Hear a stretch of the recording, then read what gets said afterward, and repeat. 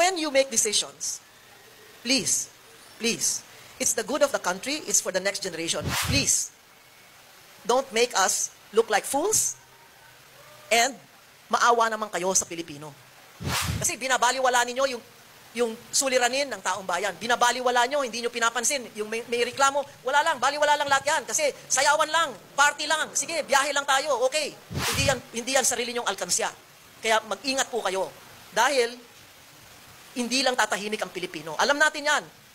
Naghihintay lang ng oras yan. At kung hindi nyo alam kung anong gagawin ninyo, mabuti ngayon pa lang, magkaalaman na.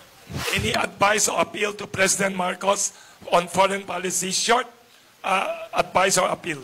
I think the President should read more and learn more.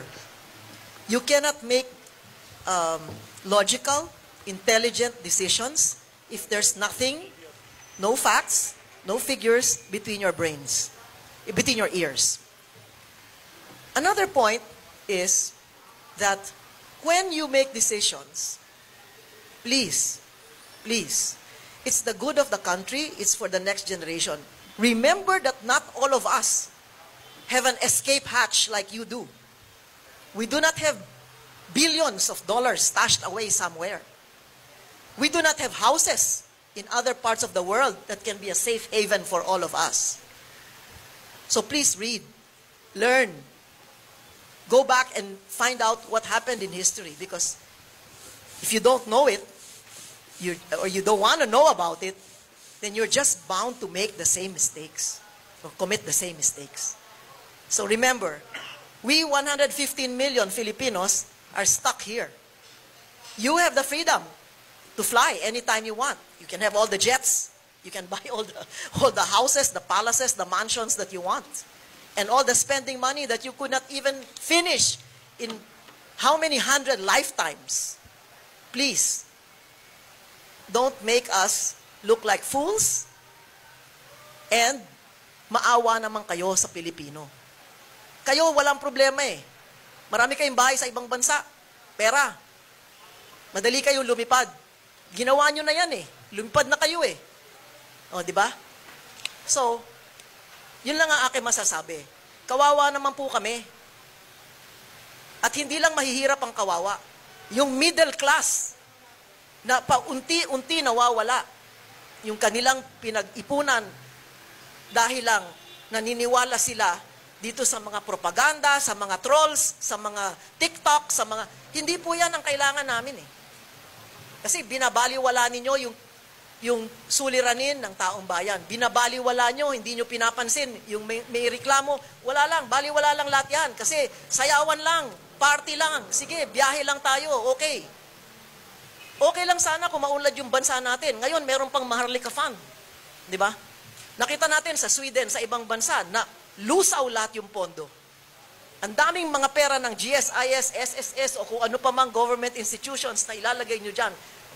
hindi yan sarili nyong alkansya. Kaya mag-ingat po kayo. Dahil, hindi lang tatahimik ang Pilipino. Alam natin yan. Naghihintay lang ng oras yan. At kung hindi nyo alam kung anong gagawin ninyo, mabuti ngayon pa lang, magkaalaman na. Yun po. Thank you. We have time for closing statement. Thank you very much, Senator Cosette. Short closing statement to summarize your views about the appeal to end war, EDCA, and to prevent the Ukraine situation in the Philippines. Short closing statement. We start with Senator and with Mr. Herman Laurel. Senator, short closing statement to summarize all your views. Ako po'y nagpapasalamat na merong ganitong Kamuning Bakery Cafe forum.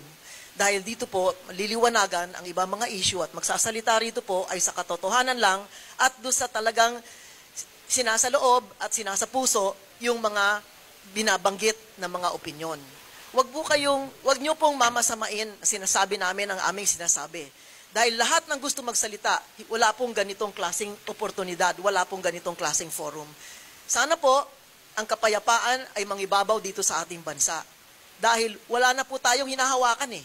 Wala na tayong pinanghahawakan kung hindi lamang na yung bansa natin na maging maunlad at maging makatarungan at tigilan na po natin yung pagkikiling dun sa mga gumagawa ng gulo at dun sa magdadala sa atin sa gulo.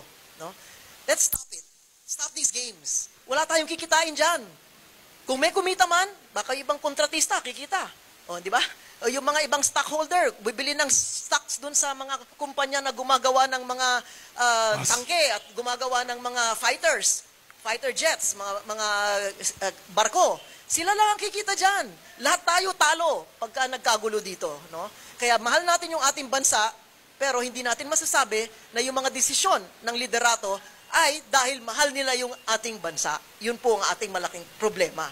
Kaya pasalamat po ako sa lahat sa inyo sa media dahil sa pamamagitan ninyo, doon aabot yung mga ganitong pananaw sa taong bayan. Maraming salamat po. Thank you, Senator Nikki Cosseteng.